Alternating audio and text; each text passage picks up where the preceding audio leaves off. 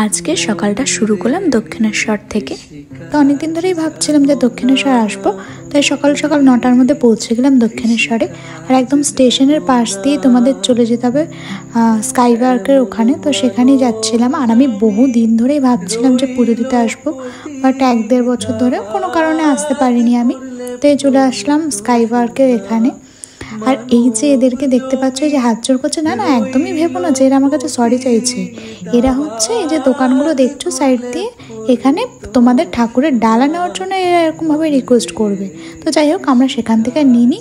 তো আমরা চলে আসলাম মন্দিরের একদম মেন গেটের সামনে। তো আমি একদম ভুল গেট দিয়ে ঢুকতে যাচ্ছিলাম, তো তারপর চলে আসলাম ঠিক গেট দিয়ে।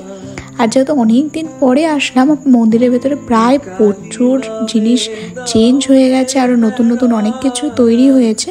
তারপর আমরা চলে আসলাম মন্দিরের ভেতরে ডালা নেওয়ার জন্য। এখানেও তোমরা ডালা পেয়ে যাবে।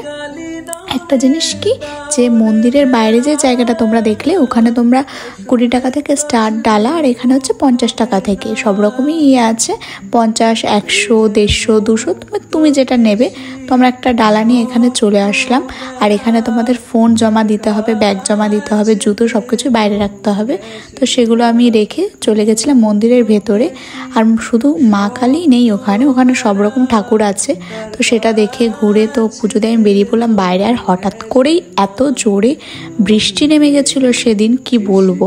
তারপরে এই মন্দিরের এই সাইডে একটা না খুবই সুন্দর একটা জায়গা আছে, ভীষণ নিরিবিলি। তো সেখানে চলে এসেছিলাম একটু ফটো তোলার জন্য। আর এই জায়গাটা এতটাই শান্ত, ভীষণই ভালো লাগে। আর এই দেখো বৃষ্টি, মানে কি পরিমাণেই না বৃষ্টি হচ্ছে। তো সেখান থেকে তারপরে আমরা এসেছিলাম একটুখানি দক্ষিণেশ্বর মেট্রোর এখানে টিকিট কাটার জন্য। তারপরে এই দোকানে এসেছিলাম কিছু খাওয়ার জন্য, বাট আমার না এই দোকানগুলো থেকে খেতে ভালো লাগে না, কারণ রিসেন্টলি আমি একটা খুবই বাজে একটা ভিডিও দেখেছিলাম তাই। তারপরে একটু জলের বোতল নিয়েছিলাম, তো সেটা খেয়ে তারপরে চলে আসলাম মেট্রোর এখানে। আর আমি না এই কার্ড দিয়ে টিকিটটা কাটতে আমার বেশি ভালো লাগে, আমি কেন জানি না। তো সেটা নিয়েছিলাম। আর আজকে পুরো মেট্রো স্টেশনটা পুরোই ফাঁকা ছিল। আর আমি না এই প্রথম আমি এত ফাঁকা মেট্রোতে গিয়ে আমি বসার সিট পেয়েছি। সত্যি আজকে আমার লাকটা হয়তো খুবই ভালো। তো তারপর চলে আসলো আমরা ওখান থেকে এসপ্ল্যানেড। তো আমি সত্যি কথা বলতে বছরে মাত্র একটা দিনই, একটা সময় আমি কলকাতা আসি, সেটা হচ্ছে পুজোর আগে।